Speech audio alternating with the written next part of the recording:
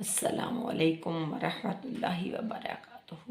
اعوذ باللہ من الشیطان الرجیم، بسم اللہ الرحمن الرحیم۔ رب اشرح لی صدری ویسر لی امری واحلل عقدۃ من لسانی یفقہوا قولی۔ قرآن پاک کے حوالے سے آج ہم دیکھیں گے کہ قارون کے پاس اللہ تعالیٰ نے اتنا مال و دولت قارون کو دیا تھا کہ اونٹوں پہ لادا جاتا تھا۔ تو اس کا آج قصہ اللہ تعالیٰ نے قصے بیان کیے ہیں، جیسے قرآن پاک میں تمام انبیاء کے بار بار اللہ تعالیٰ نے کتنی مرتبہ کیے ہیں۔ سب سے زیادہ موسیٰ علیہ السلام کے بارے میں اللہ تعالیٰ نے بتایا ہے، ابراہیم علیہ السلام کے بارے میں بتایا ہے۔ سارے احوال کس کو سنائے ہیں؟ نبی صلی اللہ علیہ وآلہ وسلم کو تمام انبیاء کے احوال اللہ پاک سناتا گیا۔ تو اس طرح قارون کا احوال بھی ہے کہ قارون بہت مالدار تھا اور اس کا خزانہ اتنا تھا کہ اونٹوں پہ خزانہ اتنا تھا کہ اس کی چابیاں جو تھیں، کنجیاں، وہ اونٹوں پہ لادی جاتی تھیں، اور جب وہ اتراتا تھا اور تمکنت کے ساتھ چلتا تھا بازاروں میں تو لوگ جو تھے وہ دیکھتے تھے حسرت سے اس کو اور کہتے تھے کاش ہم بھی اس قارون کی طرح ہوتے کہ اتنا مال و دولت، اتنا خزانہ ہمارے پاس ہوتا۔ تو ایک دن وہ اس طرح اتراتا ہوا چل رہا تھا بازار میں، تو اسی وقت اللہ تعالیٰ نے زمین کو حکم دیا کہ اس کو جو ہے اپنے اندر جو ہے اس کو دبا لو، ختم کر دو۔ تو زمین پھٹ گئی اور قارون نیچے دھنستا گیا۔ لوگ دیکھ رہے تھے، جو اس کو پہلے سے حسرت سے دیکھ رہے تھے کہ ہم اس کی طرح ہوتے، وہ واقعہ سارا دیکھ رہے تھے۔ وہ نیچے ہوتا گیا اور آخر تک ہاتھ اس کے نظر آ رہے تھے، لیکن زمین اسے نگلتی گئی۔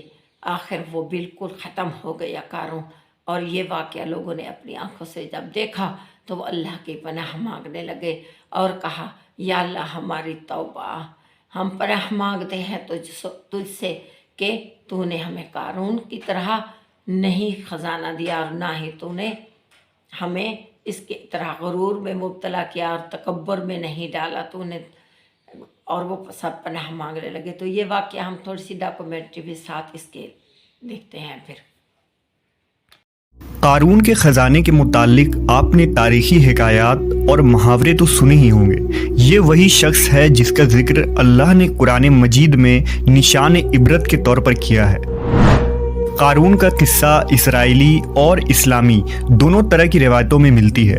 یہ بنی اسرائیل کا وہی امیر ترین شخص تھا جس کے خزانے کی کنجیاں 300 اونٹوں اور خچروں پر لادے جاتے تھے، اور ہر کنجی چمڑے کی ہوتی تھی جو ایک خزانے کی چابی تھی۔ تاریخ انسانی میں شاید قارون سے زیادہ دولت و ثروت کسی شخص کو عطا نہیں کی گئی۔ قارون حضرت موسیٰ علیہ السلام کے چچا یسہور کا بیٹا تھا۔ وہ نہایت ہی حسین و خوبصورت آدمی تھا۔ یہی وجہ تھی کہ بنی اسرائیل اور قبطی لوگ اسے منور کہا کرتے تھے۔ قارون جوانی میں اپنے قوم کا سب سے با اخلاق اور نیک افراد میں شمار کیا جاتا تھا، نیز توریت کا بہت بڑا عالم دین بھی تھا، کیونکہ اس کی پرورش موسیٰ علیہ السلام کے سایہ عاطفت میں ہوئی تھی، اس لیے وہ کتاب کا علم بھی رکھتا تھا اور اچھی آواز کا مالک تھا۔ وہ توریت خوبصورت انداز میں تلاوت کیا کرتا تھا، یہی وجہ تھی کہ لوگ اس کا بہت ہی ادب و احترام کیا کرتے تھے۔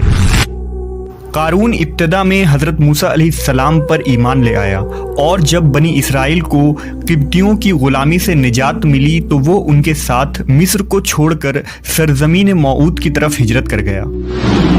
وہاں اس کے حالات ایک دم سے بدل گئے اور اس کے ہاتھ میں بے شمار دولت آئی۔ دیکھتے ہی دیکھتے وہ اپنی قوم کا امیر ترین شخص بن گیا، جس کا ذکر اللہ نے قرآن مجید میں کچھ یوں کیا ہے: بے شک قارون موسیٰ کی قوم سے تھا، پھر اس نے قوم پر زیادتی کی، اور ہم نے اس کو اتنے خزانے دیے جن کی کنجیاں اٹھانا ایک طاقتور جماعت پر بھاری تھی۔ ایک جگہ فرمایا جب اس سے اس کی قوم نے کہا اتراؤ نہیں، بے شک اللہ اترانے والوں کو پسند نہیں کرتا، اور جو مال تجھے اللہ نے دیا ہے اس کے ذریعے آخرت کا گھر طلب کر اور دنیا سے اپنا حصہ نہ بھول، اور احسان کر جیسا اللہ نے تجھ پر احسان کیا، اور زمین میں فساد نہ کر، بے شک اللہ فسادیوں کو پسند نہیں کرتا۔ जब ज़कात का हुक्म नाजिल हुआ और हज़रत मूसा अलैहिस्सलाम ने उससे अहद लिया तो उसने ये वादा किया था कि अपने माल का 1000वां हिस्सा ज़कात निकालेगा।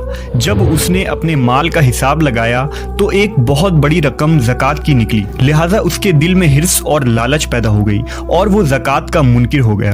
उसने एक गंदी चाल चली। उसने बनी इसराइल में से एक ग्रोह को जो उसकी हिमायती थे जमा किया और कहा, ऐ बनी इसराइल, मूसा ने हमें बहुत सारे उमूर का हुक्म दिया जिस पर तुम लोगों ने उसकी पैरवी की। अब वो तुमसे तुम्हारा माल भी लेना चाहता है। फुला फाहिशा औरत को लेकर आओ ताकि उसे कुछ पैसे देकर मूसा को बदकार साबित किया जा सके। कारून ने अपने कौम के लोगों को जमा किया और हज़रत मूसा अलैहिस्सलाम से पूछा कि जिना की क्या सज़ा है। हज़रत मूसा अलैहिस्सलाम ने कहा, जो भी जिना करे हालांकि उसकी बीवी भी हो तो उसे संसार किया जाए यहाँ तक कि वो मर जाए।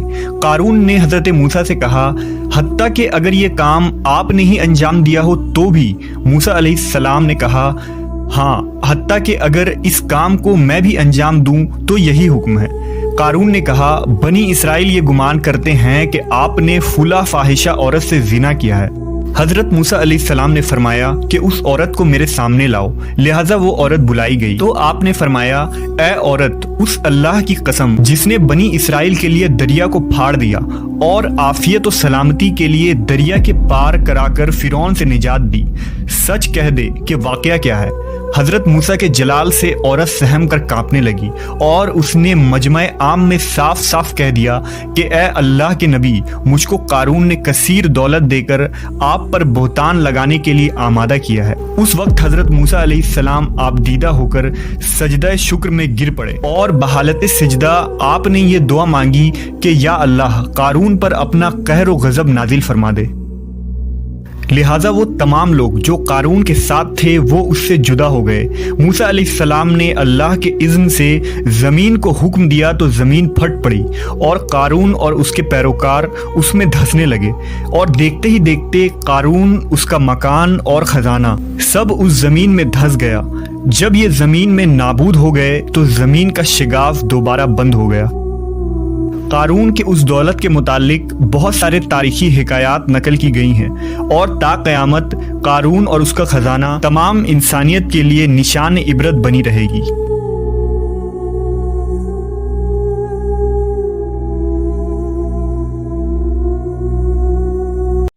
तो तफसील से जो थी वो डॉक्यूमेंट्री फिर थी, वो देखी हमने। तो इस तरह हम बयान करें तो बहुत ज़्यादा लंबा हो जाता है, तो डॉक्यूमेंट्री के साथ फिर सारा वो तफसीली आ जाता है, सीन भी सारा कुछ वाज़े हो जाता है।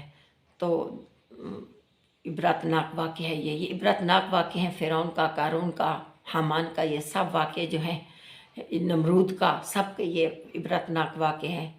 तो अल्लाह ताला हमें बचाए, इतना माल दौलत ना दे कि इबरतनाक अंजाम हो जाए। अल्लाह ताला हमें अपने बंदों की सफ़ में शामिल फरमाए, हमें फरमाबरदार बंदे बना दे। व आखिर दावाना अनिल हम्दुलिल्लाहि रब्बिल आलमीन।